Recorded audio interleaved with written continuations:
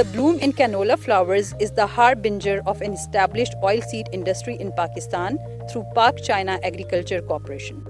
Chinese seed company Wuhan Qingba and Pakistani company Early Group jointly provide high-quality hybrid seeds to Pakistani farmers to help the country meet its edible oil demand.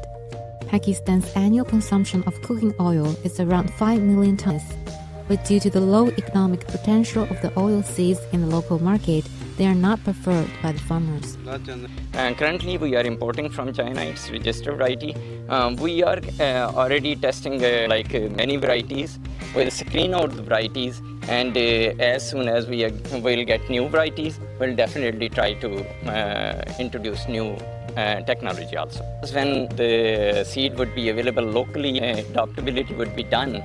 Then farmer will grow, and if they get good quality of seed, extract the oil, sell it to the market, both they'll get the profit.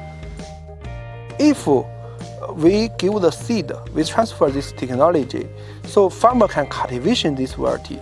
They can get a better output through the industrial chain building, increase the job, reduce the import bills.